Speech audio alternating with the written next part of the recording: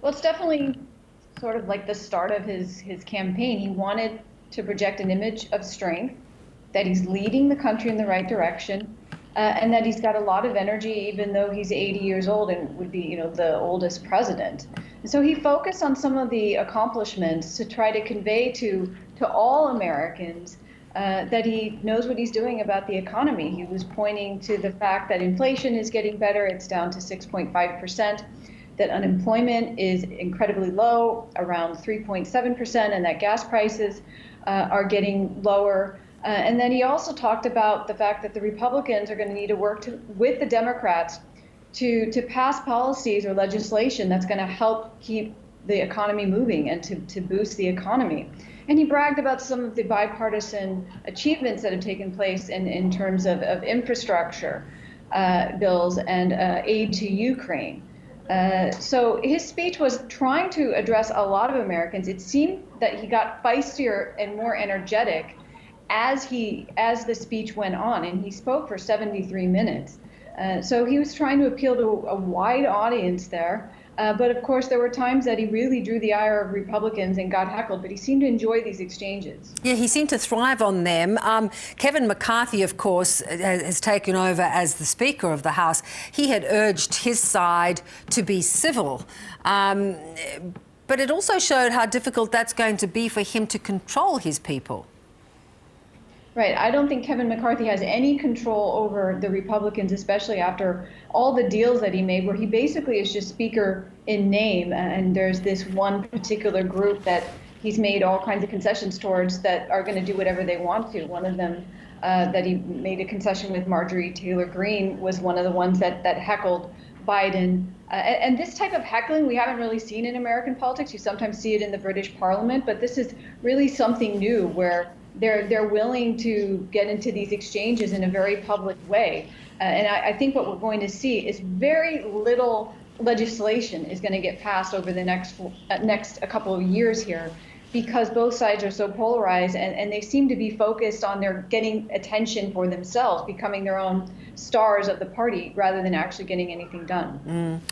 One of the special guests that were invited by the Bidens were the parents of Tyree Nichols, the young man who was brutally beaten to death by police.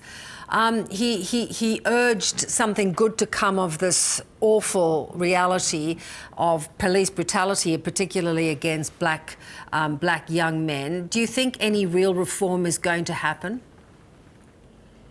I don't think so. In spite of the fact that there is a majority of Americans that feel that there should be some sort of police reform. We've been seeing a lot of push to make this really important in the agenda.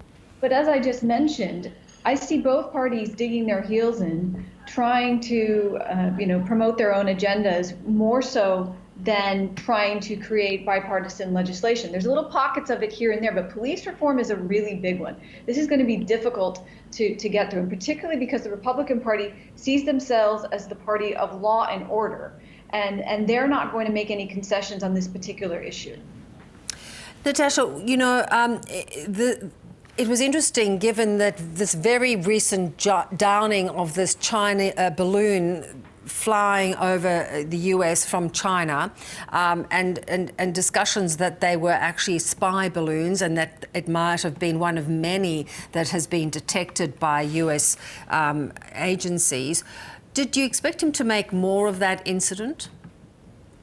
So it was a little bit surprising that foreign policy in general was not a big part of his speech. It was really mostly about domestic policy. And I think he's playing to the fact that his ratings are still around 42%. He hasn't been able to boost them that much. And so he knows that what America really cares about at the moment is the economy, inflation, and so forth. And it's a little bit tricky to navigate the issue of what happened with the spy balloon. And Americans finding out this actually happens very regularly. This is just one of the first times it became public. So this is an area that Biden doesn't feel like he's going to win a lot of support about. And it's something that the Republicans were critical of him. So I think for these reasons, he avoided really talking about it very much. Yeah. Do you expect him to pursue a second term? I mean, he still hasn't officially declared his hand. I fully expect that he's pursuing a second term. He hasn't made any kind of indication that he's not. And it is true that even when a president isn't that popular, the incumbent still has a very good chance of winning. Right now, he's about the same level of popularity as Ronald Reagan, who won a second term. So as the economy starts to improve a little bit, he's going to utilize that to his advantage. And the issue for the Democrats, even though he's 80 years old, and this is something that people keep highlighting again and again, is they don't have a great alternative at the moment to him. And in the Republican Party, obviously, there's Ron DeSantis and Trump and all kinds of other people that are trying to jockey for power there. But it's really Biden that seems to be the leader of the party. Yeah.